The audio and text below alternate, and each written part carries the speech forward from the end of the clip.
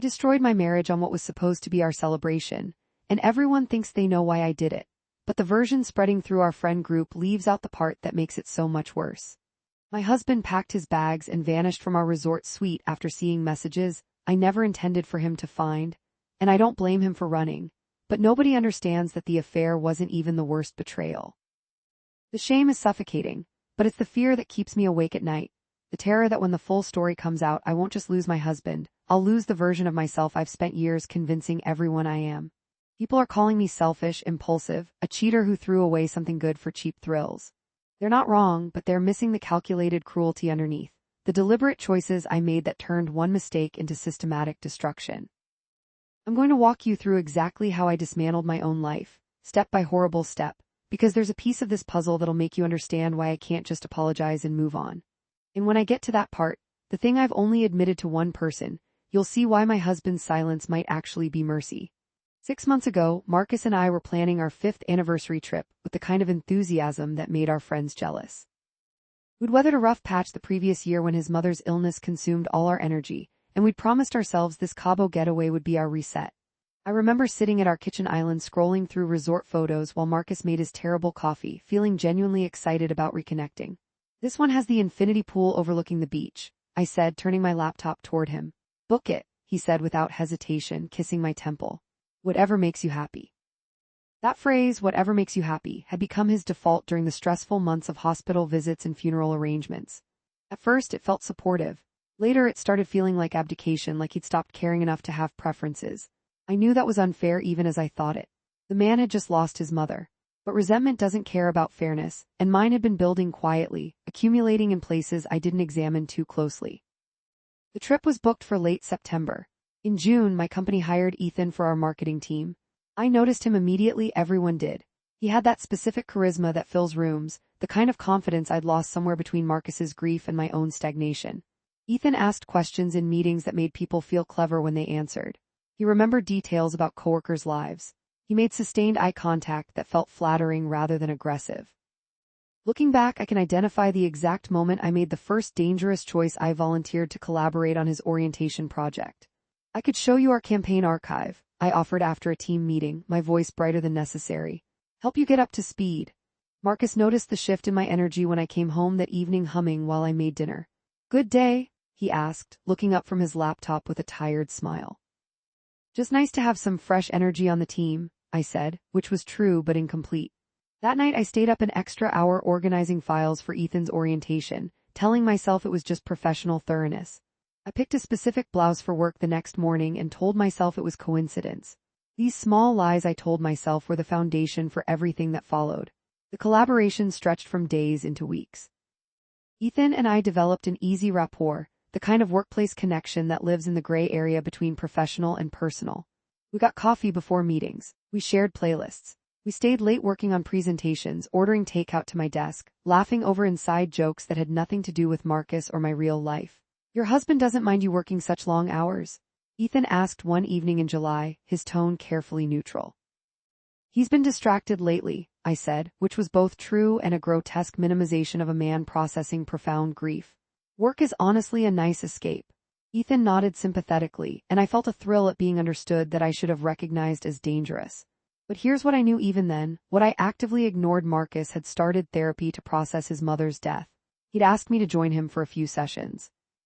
I declined, claiming work was too busy, when really I was protecting my growing emotional investment in someone else. I was choosing the dopamine hit of Ethan's attention over the harder work of supporting my husband through trauma. By August, I was checking my phone compulsively for Ethan's messages.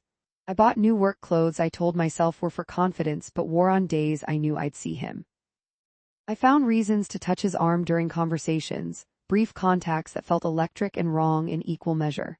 Marcus planned a weekend away before our big anniversary trip, just a quick getaway to the coast to practice relaxing together, he said. I agreed enthusiastically while secretly resenting the interruption to my work schedule, to my proximity to Ethan. The beach weekend was strained.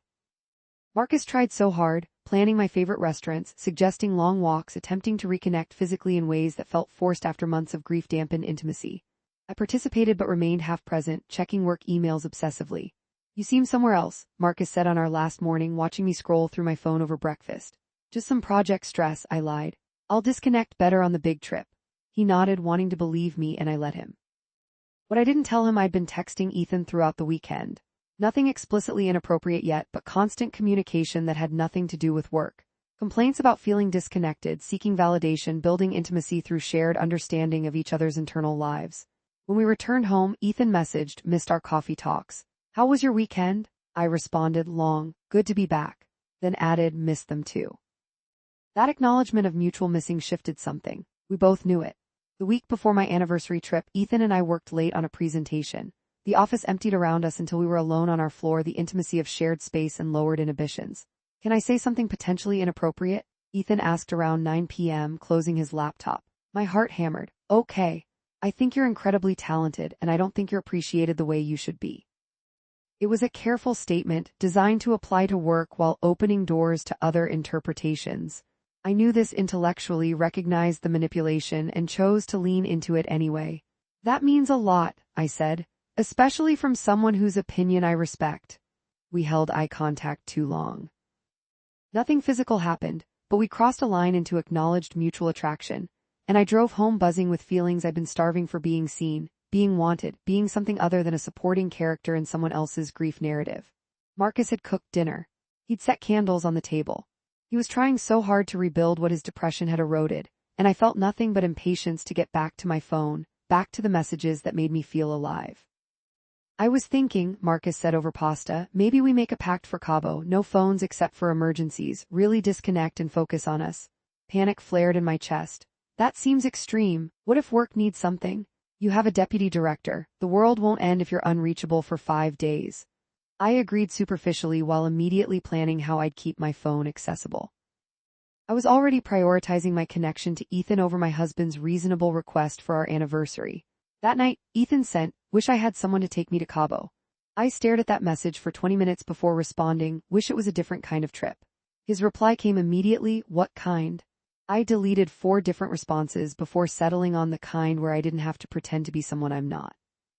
It was the first explicitly disloyal thing I'd said about my marriage. The first time I'd positioned Marcus as an obligation rather than a partner. I felt sick typing it and hit send anyway. Ethan's response, "You deserve to be yourself, whoever that is." I took screenshots of our conversation, which should have been a warning sign. I was already creating evidence of something I knew was wrong. I fell asleep reading our message thread instead of joining Marcus in bed, and when he found me on the couch at midnight, I claimed I'd dozed off working. The lying had become reflexive. The day before we left for Cabo, Ethan asked me to lunch. We went to a wine bar, inappropriate for a Wednesday afternoon, and he ordered us a bottle. "To you figuring out what you want," he toasted. I clinked his glass, already tipsy on attention and wine, and the recklessness of approaching a point of no return. "I keep thinking about alternative timelines," I said, the wine loosening my tongue. "Versions where I made different choices earlier." "It's never too late to choose differently," Ethan said, his hand covering mine on the table. I should have pulled away. Instead, I turned my palm up, lacing our fingers together in full view of anyone who might know Marcus, might recognize me. The public nature of it made it more real, more dangerous. "I'm going away for 5 days," I said. "I know." "I'll miss you," I admitted, the words both thrilling and nauseating. "Then come back changed," he said. "Come back ready to choose what you actually want." We kissed in the parking lot, and it was everything a first kiss with someone forbidden is supposed to be: desperate and guilty and electrifying. I drove home with my heart racing, my lipstick smudged, carrying the physical evidence of my betrayal. Marcus was packing when I arrived, carefully folding his swim trunks, humming something tuneless. He looked up with such genuine happiness to see me that I nearly confessed everything right then. "There's my beautiful wife," he said, crossing the room to kiss me. 5 more hours until we leave." I kissed him back, tasting Ethan on my own mouth, and said nothing. That night I packed my suitcase while Marcus slept. I included the phone charger despite his no phones request. I brought the lingerie I'd bought specifically thinking of Ethan, not Marcus.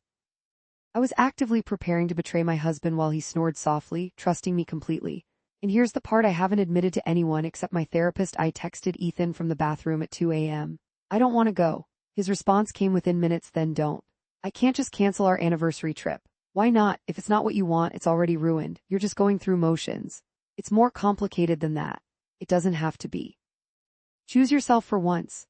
I read that message standing in my bathroom at 2:30 in the morning, my husband sleeping peacefully down the hall, our packed bags by the door, and I made a decision that would detonate everything.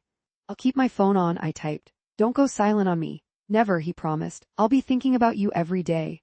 I should have stopped there, but the recklessness, the thrill, the self-destructive momentum carried me forward. Tell me what you'd do if I was there with you instead, I wrote. And he did, in explicit detail. And I responded in kind, creating a detailed sexual fantasy with another man while my husband slept 15 feet away on the night before our anniversary trip. The messages went on for an hour. I saved them all. I reread them in bed next to Marcus, feeling powerful and desired and completely disconnected from consequences. When my alarm went off 4 hours later, I woke up groggy and disoriented, my phone still clutched in my hand under the pillow. Marcus was already up, making coffee, excited about our trip. I showered away the physical evidence of my late-night conversation and told myself I'd cool things with Ethan once I had distance, once I got perspective. I was already negotiating with myself, already planning to maintain the affair rather than end it. The flight to Cabo was smooth. Marcus held my hand during takeoff, talked enthusiastically about the restaurants he'd researched, showed me the couple's massage he'd booked for our actual anniversary day. He'd planned everything so carefully, invested so much hope in this trip's healing power. I smiled and nodded and texted Ethan from the airplane bathroom, landed. This already feels like a mistake. The resort was stunning, all white stone and turquoise water and private balconies overlooking the ocean. Our room had the infinity pool I'd chosen, flower petals on the bed, champagne waiting. Marcus tipped the bellhop generously and pulled me onto the balcony. To us, he said, raising his champagne flute. To remembering why we're good together. I drank, already composing the message I'd send Ethan describing the sunset, the champagne, the hollowness of going through romantic motions without feeling. That first night, Marcus was attentive and sweet and trying so hard to be present. We had dinner at the resort's best restaurant. We walked the beach. We made love with an intensity that felt like him trying to prove something, to reclaim something he sensed slipping away. I was physically present and emotionally elsewhere. While he slept, satisfied that we'd made progress, I messaged Ethan for 2 hours, describing my day in ways that positioned every romantic gesture as performance, every kindness as obligation. Ethan responded with validation and flirtation and the promise of understanding. He sent photos of himself at his apartment. I sent photos of the sunset from our balcony, carefully cropped to exclude Marcus. Wish you were watching this with me, I wrote. Soon, he replied, and the presumption in that word that we had a future, that I'd leave my marriage, should have alarmed me. Instead, it thrilled me. The second day, Marcus suggested we try surfing lessons. I agreed while texting Ethan that I'd be unavailable for a few hours. The instructor was patient and enthusiastic, and Marcus was terrible at surfing, laughing at himself with the self-deprecation I'd once found charming and now found grating. I think I'm too old for new sports, he joked, wiping salt water from his eyes. You're not old, you're just not trying hard enough, I said, and heard the cruelty in my voice too late to soften it. His face fell. I'm trying hard enough at the things that matter, he said quietly. I knew what he meant. He was trying hard at us, at repairing our connection, at being present despite his grief. And I was punishing him for the effort. Back in our room, I claimed exhaustion and napped while Marcus explored the resort alone. I spent the time messaging Ethan, who was at work dealing with a crisis I'd normally have been involved in solving. Miss having you here, he wrote. Office isn't the same. 4 more days, I responded. Then back to reality. What's real is what you feel, not where you're physically located. These pseudo-philosophical text messages felt profound in the moment, but were actually just manipulation wrapped in intimacy.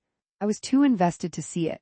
That evening, Marcus wanted to try the resort's famous tequila bar. I went reluctantly, keeping my phone in my lap under the table, checking it compulsively. Marcus noticed. You promised to disconnect, he said, his voice tight. I am disconnected, I'm just checking that work isn't imploding. On our anniversary trip. You know how my team is, they panic without guidance. It was a lie, my deputy was competent, nobody had actually contacted me about work. I was checking for messages from Ethan, and Marcus knew it even if he couldn't articulate what he was sensing. Are we okay? He asked suddenly, his hand covering mine. Really okay. Because sometimes I feel like I'm losing you and I don't know how to stop it. This was my moment. This was the opening to confess, to course correct, to choose my marriage over a fantasy. Marcus was handing me an opportunity to be honest, and I could see in his eyes how much courage it took to ask. We're fine, I said, pulling my hand away to grab my drink. You're being paranoid. I watched him absorb that dismissal, watched him decide to believe me because the alternative was too painful. I'd gaslighted him when he was asking the right questions, and I felt powerful doing it. We drank too much that night. Back in the room, Marcus initiated sex that felt different, almost desperate, like he was trying to physically hold onto something slipping away. I participated mechanically, imagining Ethan, mentally comparing, emotionally checked out. Afterward, Marcus fell asleep quickly, drunk and exhausted. I waited until his breathing evened out, then grabbed my phone from the safe where I'd hidden it. 20 messages from Ethan. Photos, provocative questions, explicit descriptions of what he wanted to do when I returned. I read them all, aroused and guilty and high on the danger of it. Then I made my worst decision, yet worse even than the affair itself, though I didn't fully